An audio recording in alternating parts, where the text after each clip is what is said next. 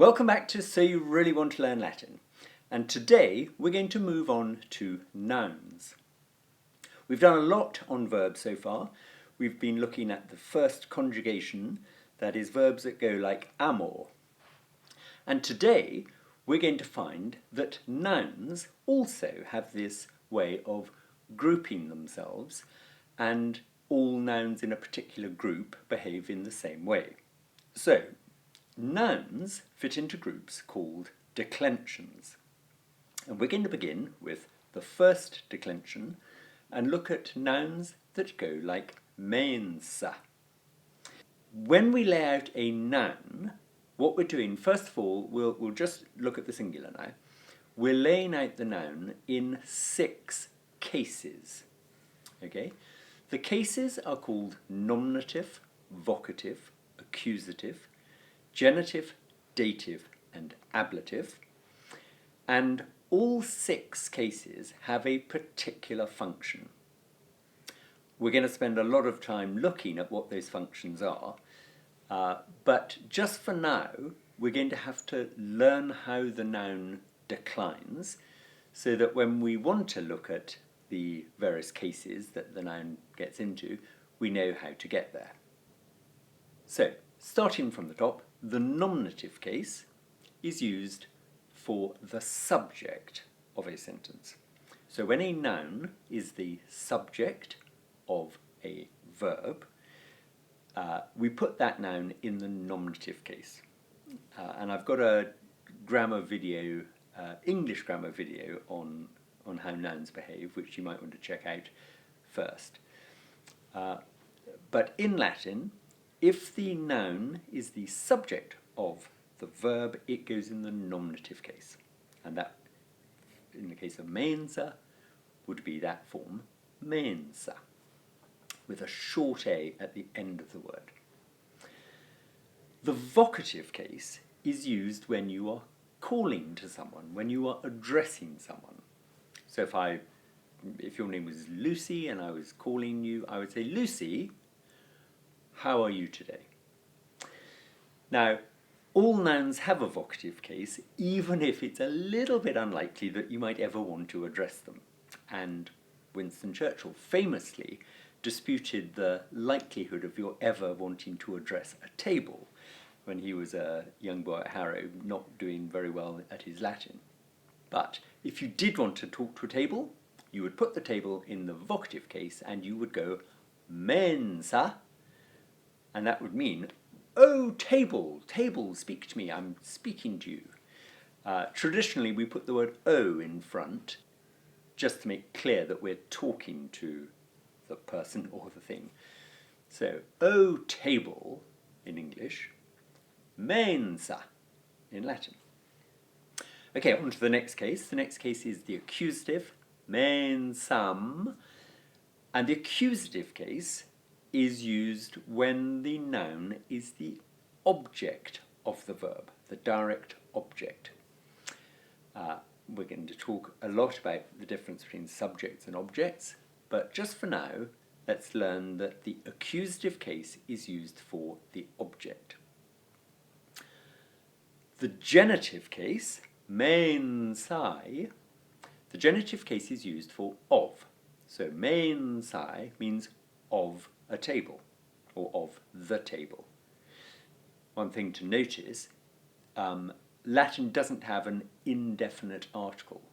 It doesn't have a definite article either. So the word a and the word the in English, there is no Latin equivalent. So mensa means a table, or the table, or just table. So, genitive of the table. On to the next one, which is the dative, which is used for two or four, a table in this case. So mensai, the dative case, means 2 or 4 a table. And finally the ablative, mensa, with a long a at the end, is used for with or by or from a table. Okay, so in the singular, when we go mensa, mensa, mensam, mensae, mensae, mensa, we are declining the noun mensa, and the meanings are table, o table, table, of a table, to or for a table, with, by, or from a table. Now, a couple of things to notice about that. First of all, just in English, when I say table, o table, table, in my head I know that the first time I say table, I've kind of put brackets around it and I'm thinking to myself, table, brackets, when it is the subject of the sentence, close brackets. O table, brackets, when I'm addressing the table, when I'm talking to the table. Third one, table, brackets, when it is the object of the sentence. So table, o table, table is table bracket subject, o table addressing it, table brackets object. Then down to the genitive, of a table, that's obvious, to or for a table, that's obvious, and with, by, or from a table, that's obvious. If I then went into the plural, I'd be going tables, o tables, tables, of the tables, to or for the tables, with, by, or from the tables. Okay? Now, so that is called declining a noun. In Latin, mensa, mensa, mensam, mensae, mensae, mensa, in the singular, mensae, mensae, mensas, mensarum, mensis, mensis. Okay, so that's the Latin. And in English, table, o table, table, of a table, to or for a table, by, with, or from a table. And in the plural, tables, o tables, tables, of the tables, to or for the tables, with, by, or from the tables. Don't worry, sometimes I say with, by, or from, sometimes I say by, with, or from. It really doesn't matter. What we're saying is it could mean with, it could mean by, it could mean from. Quick slurp of coffee. Got to have a bit of coffee when you're going through your nouns. Right. Now, I'm not going to spend ages yet talking about those different meanings until we've got the principle that a noun, in a very similar way to verbs, a noun has a stem. And the stem of the noun mensa is M-E-N-S. Okay, so the mens bit. Onto that stem, we have added a set of endings. We know now from our knowledge of Latin that Latin is all about endings. You add endings onto nouns and onto verbs, and later we'll see we add them onto adjectives. So the endings that we're adding onto mensa are I, are, I, as, arum, is. Those are the endings.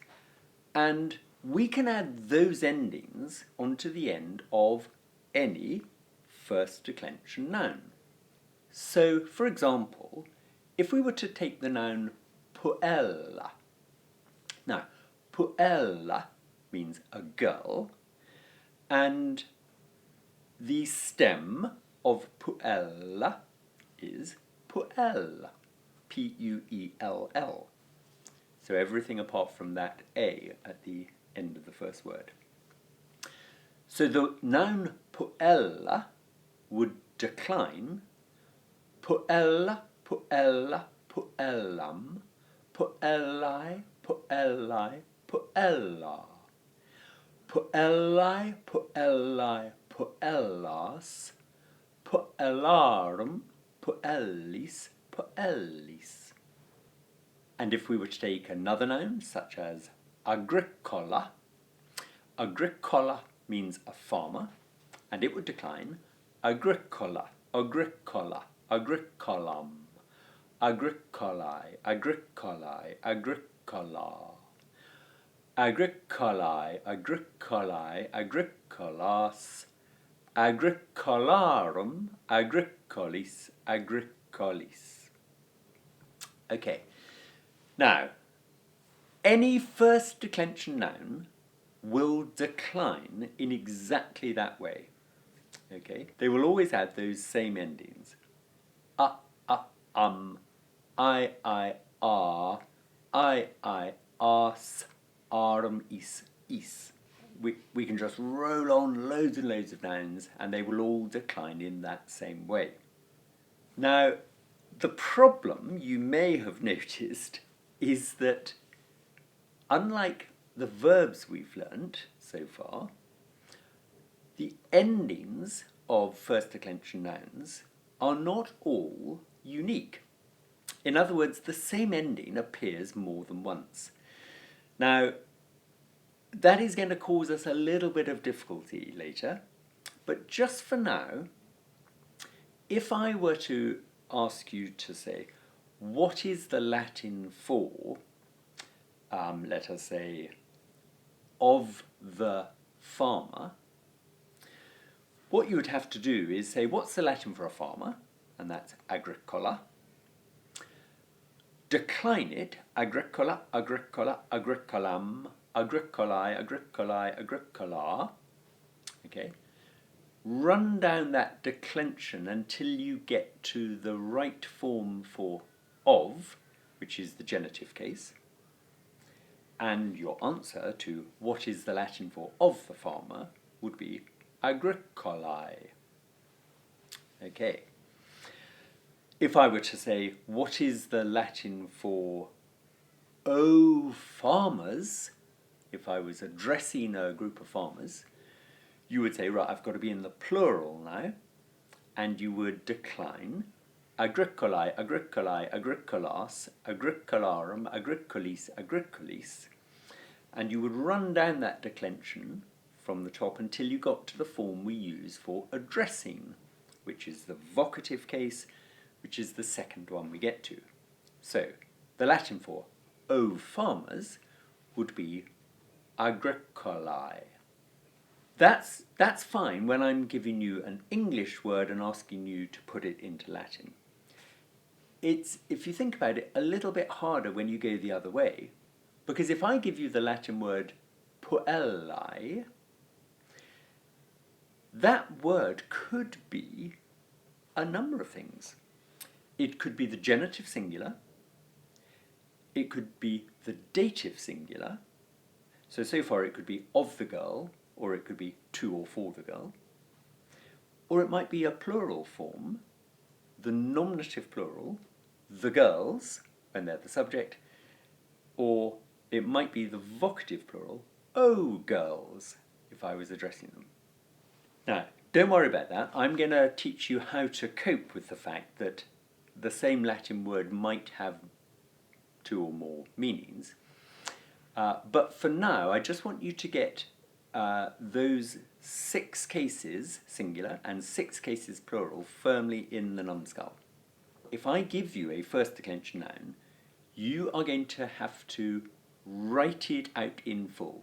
Now, by write it out in full, what I really mean is decline it in the singular and the plural, and know what those forms all mean.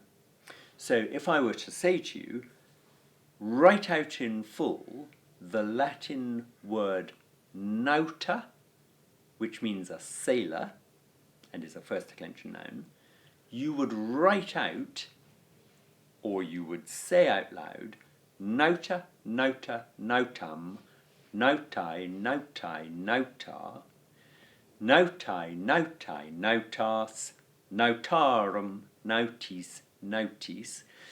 And by the side of those 12 words, you would have written sailor, o sailor, sailor, of a sailor, to or for a sailor, with, by, or from a sailor, then into the plural, sailors, o sailors, sailors, of the sailors, to or for the sailors, with, by, or from the sailors.